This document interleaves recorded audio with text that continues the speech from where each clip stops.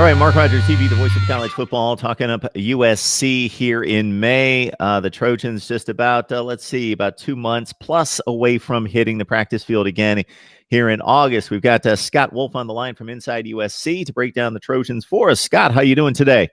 I'm doing great. How are you, Mark? I am doing just fine. Not being on the West Coast in Southern California, um, the spirits certainly are a little bit higher this time of year because of the weather change and something you don't need to experience. So that's how I'm doing. Looking forward to nice weather and basking in some decent weather over the last few weeks.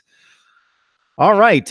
Let's get started on recruiting here. I see that Ethan Calvert, who's a 4-star out of Westlake Village, has been offered by USC. We don't have to specifically focus on him, but just in regards to the current recruiting efforts and your thoughts about where Clay Helton and the staff stands.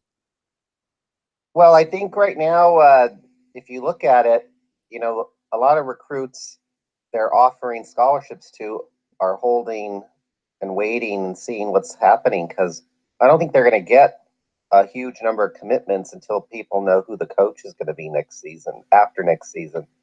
So, LSU actually has, I think, more commitments from Southern California players right now than USC does. So I think I've heard from a couple kids, I don't know who the coach is going to be. So I'm going to wait and see what's going on. So we won't know probably till December, I'm guessing, unless they make a coaching change during the season. But I think it's tough for the recruits because they aren't sure who's going to be coaching them. Yeah, so you've got the negatives of a 5-7 season that have placed the coaching situation in jeopardy, fighting against all the pluses in regards to location, prestige, brand, and the power of the program and the brand at USC. In regards to recruiting, but it's a critical time for Clay Helton and the rest of the football program there, which leads us into what we just saw during a spring practice, which of course focuses first and foremost at the quarterback position, because even though JT Daniels is somewhat established as a starter, there's still some question as to whether he is the guy long term and whether he's going to hold on to his job. So we can start right there with JT Daniels and certainly get your thoughts overall in regards to not just the spring game, but what you gathered throughout the spring sessions.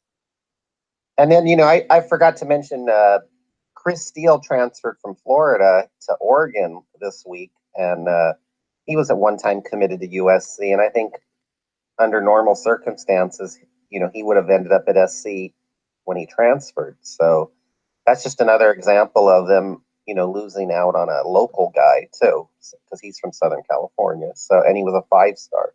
So Yes, that hurt. exactly. One of the very best in the nation, and there's those 5-stars aren't walking down the street all over the place. There's only about 35 or 40 of those guys, and for him to spurn USC initially, but then to do it a second time when he came back to the West Coast, and to see what Oregon's been accomplishing right now under Mario Cristobal in stealing a lot of these California players and building what's been the top or number 2 recruiting class in the Pac-12 going on 3 years now, has to be a bit alarming.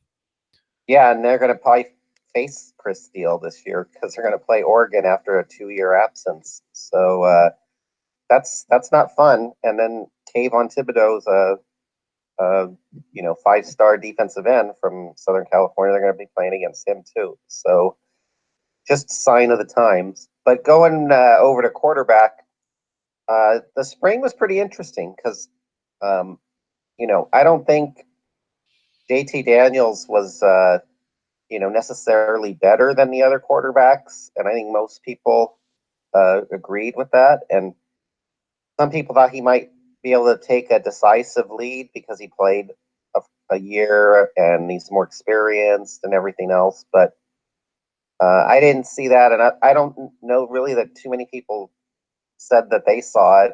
And my understanding was that Graham Harrell, the new offensive coordinator, really liked Jack Sears. So I think you have a little bit of a split with Clay Helton wanting JT Daniels and Graham Harrell wanting perhaps Jack Sears.